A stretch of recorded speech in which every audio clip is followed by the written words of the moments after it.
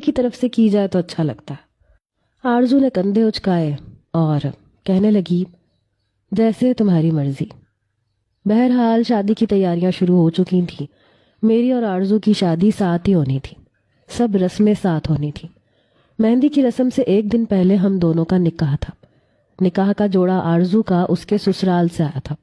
White colour کی maxi تھی، بہت پیاری سی، جو احتشام بھائی نے اس کے لیے پسند کی تھی۔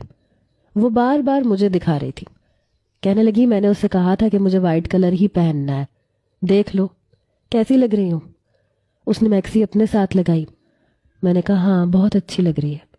وہ کہنے لگی یہ تمہارے داؤد صاحب کب بھیجیں گے نکاح کا جوڑا؟ میں نے کہا پتہ نہیں، وہاں سے تو ایسی کوئی خبر سنائی نہیں دی، شاید اسے مجھ میں دلچسپی ہی نہیں ہے، میں نے بجھے ہوئے دل کے ساتھ کہا تھا۔ وہ کہنے لگی میں امی سے کہتی ہوں تمہارے سسرال فون کر کے پوچھیں۔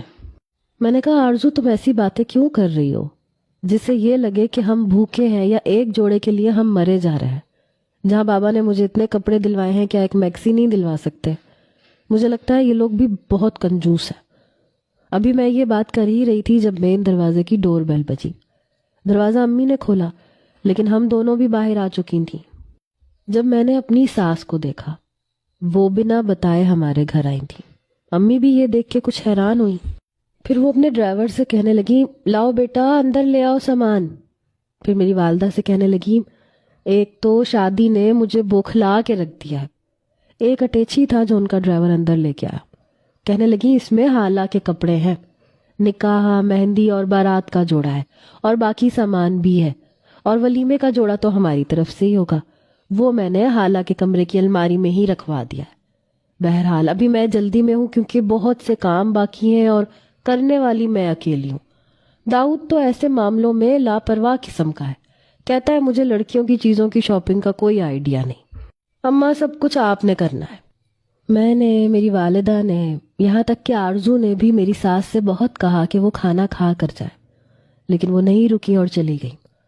آرزو نے میرا بیگ کھولا تو ایک سے بڑھ کر ایک جوڑا تھا، لیکن مجھے اس لیے اچھا نہیں لگ رہا تھا کیونکہ یہ شاپنگ میری ساس نے کی تھی۔ کاش اس میں داؤد کی بھی کوئی پسند شامل ہوتی تو مجھے بہت اچھا لگتا۔ آرزو کہنے لگی تمہارے نکاح کی میکسی کتنی حسین ہے حالا، لائٹ پنک کلر کی میکسی ہے۔ واقعی اس پہ سلور کام بھی بے حد اٹھ رہا تھا، بے حد خوبصورت تھی۔ اس کے ساتھ سلور کلر کا جیولری سیٹ بھی تھا، سلور ہیل والی سینڈل تھی، سب کچھ بہت اچھا تھا، یہاں تک کہ میری شادی کا جوڑا، مہندی کا جوڑا، سب چیزیں آرزو کے کپڑوں سے زیادہ اچھے اور مہنگے تھے۔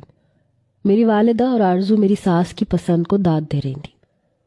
میرے اندر پتہ نہیں کیوں ایک عجیب سی آرزو اور خواہش نے مجھے بے چین کیا تھا کہ کاش یہ سب کچھ داؤد نے خریدا ہوتا تو شاید مجھے بے حد خوشی ہوتی۔ بہرحال نکاح کا دن بھی آن پہنچا۔ ہم دونوں بہنیں ہی پارلر سے تیار بھی ہوئیں۔ آرزو سے زیادہ میں خوبصورت لگ رہی تھی، اور سچ پوچھیں تو میں آرزو سے زیادہ خوبصورت تھی۔ آرزو مجھ سے 1 سال بڑی تھی۔ تیار ہونے کے بعد ہم دونوں کے سروں پہ دوپٹے رکھ دیے گئے۔ ایک پہ لکھا تھا احتشام کی دلہن، ایک پہ لکھا تھا داؤد کی دلہن۔ نکاح کا ارینجمنٹ میرے والد نے بہت اچھا کروایا تھا۔ ہماری شادیوں میں کسی چیز کی کوئی کمی نہیں تھی، کیونکہ ہم دونوں ہی تو بیٹیاں تھیں ان کی، اس لیے انہوں نے جی کھول کے پیسہ خرچ کیا تھا۔ جس چیز کی ہم نے فرمائش کی میرے والد نے وہی لے کے دی، کپڑے کیا، فرنیچر کیا، ہر چیز۔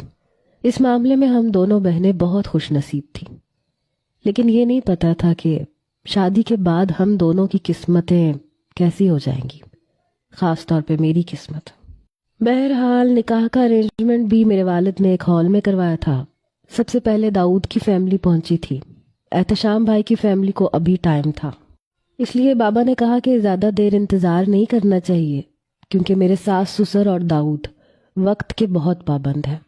وہ ٹھیک 7 بجے پہنچ گئے تھے۔ میری ساس کہنے لگی آپ نے کہا تھا کہ رسم ذرا جلدی کرتے ہیں، کیونکہ ہمیں ایک شادی کا دعوت نامہ ملا ہے اور قریب ہی شادی ہے، ہمیں رات کو وہاں پہ پہنچنا ہے، اس لیے پہلے میرا نکاح ہو گیا۔ نکاح کے بعد دعا ہوئی۔